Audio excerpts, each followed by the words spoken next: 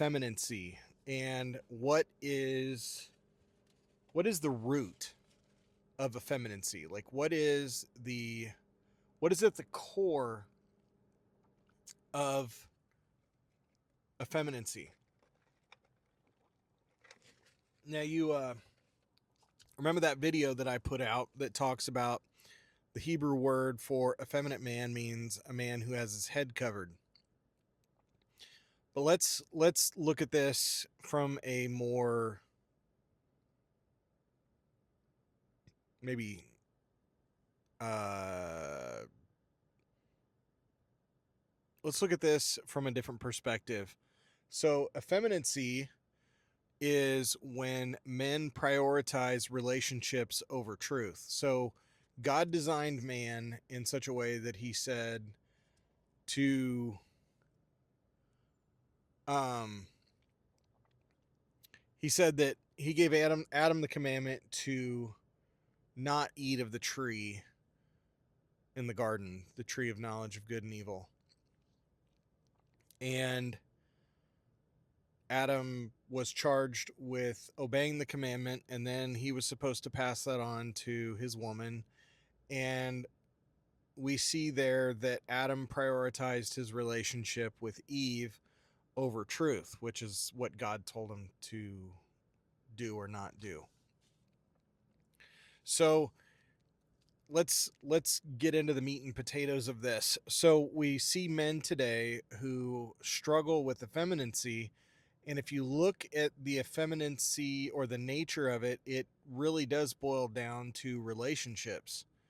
That when men sacrifice truth for a relationship, that's what creates effeminacy. So we see men who can't draw boundaries, men who cannot stand firm in what they believe. They are willing to compromise truth for their relationships, whether that be a job or with a wife or politics, whatever it may be, right?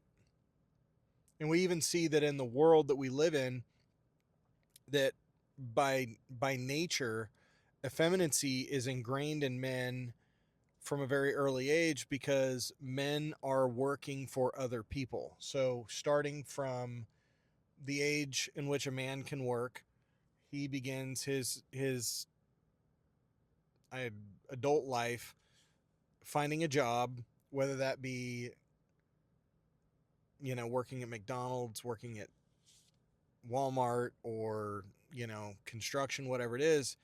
From that time on, that boy who will become a man is working underneath somebody else. So by nature, he's going to prioritize relationships and what he needs to do to make those relationships work so that he gets pay or so that he gets the benefit that he needs in order to survive. So we see this even from a very young age, that you got to remember in the society and the culture that we grow up in, this is normal. But hundreds of years ago, this wasn't the case. Family farms, family businesses, things like that. It wasn't necessarily a normal thing. It wasn't the standard. It was or wasn't the rule. Um,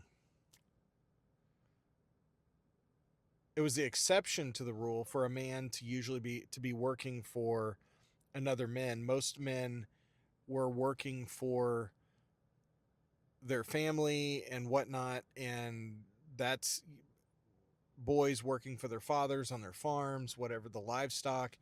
And nowadays, very few people own their own businesses, and very few people have their own ability to raise their family up and to take over their business and not to be underneath the thumb of another person.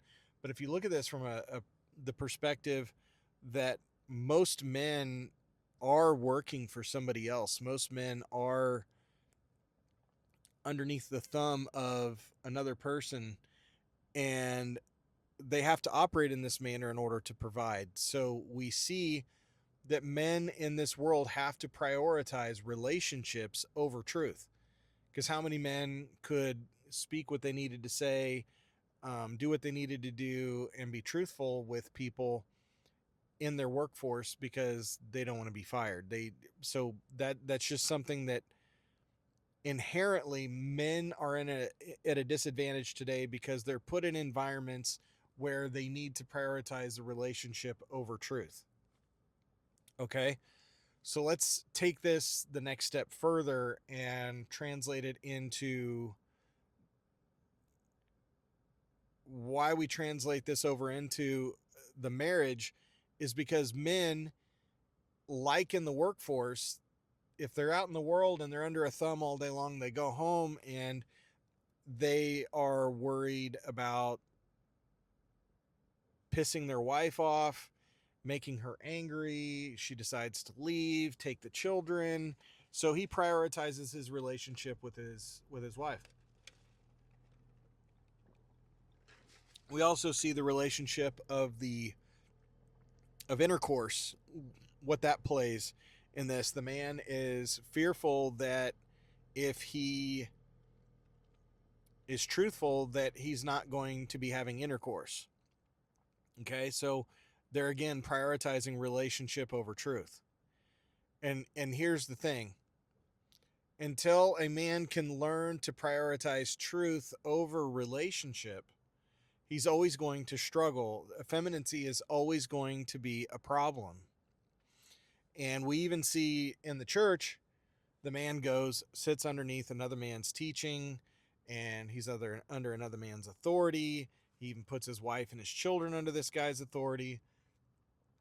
And it just goes from there. And it's the man goes to work, he's under somebody's authority. He takes the wife and the kids to church, he's under that authority. And quite frankly, if the man disagrees with the pastor's teachings, the wife is going to recruit the pastor to deal with her husband. So effeminacy, or this idea of having a head covered, meaning that there's something over the man, there's something above him. And again, let's look at this as God, Christ, man, woman. You have to think about this is that hierarchy, anything that goes between the man and Christ, anything that goes above him, that's over him, between him and Christ, meaning that if Christ can't say, you need to do this, you need to say this, you need to not do this, if man doesn't have that kind of relationship with Christ where anything interferes relationally, that's where we see effeminacy. So it doesn't necessarily have to be the woman. The man was created to be a covering for the woman. He was meant to be a head covering for her. Christ is the head covering of the man, meaning Christ is the one that takes responsibility for the man and for making sure the man has what he needs, and all those things relationally that the man provides for the woman, Christ does for the man. So when we see things interfere with that dynamic, that's where we see effeminacy creep in. So I want you to think about the fact that, and I know this isn't popular. People get really upset when I say, they ask if I go to church, and no, I don't. I teach my family the truth. I teach them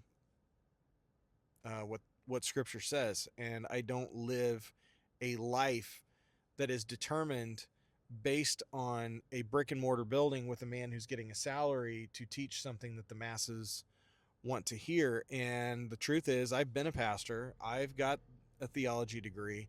I've been a pastor. I've been a youth pastor. I've been a preaching pastor. And the truth is that men were created to be kings, and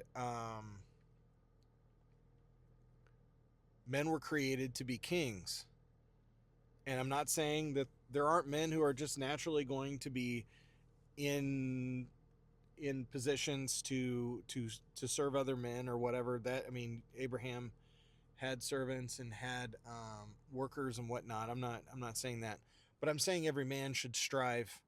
Every man should strive in his relationship with God to be the leader and the king of his home, to be the patriarch, because that's what he was created to be. So, understanding this, we need to be conscious of the relationships that we have in our everyday life, the relationships that we have in the work that we conduct, in the relationships that we have to be mindful of these things so that we don't fall victim to effeminacy.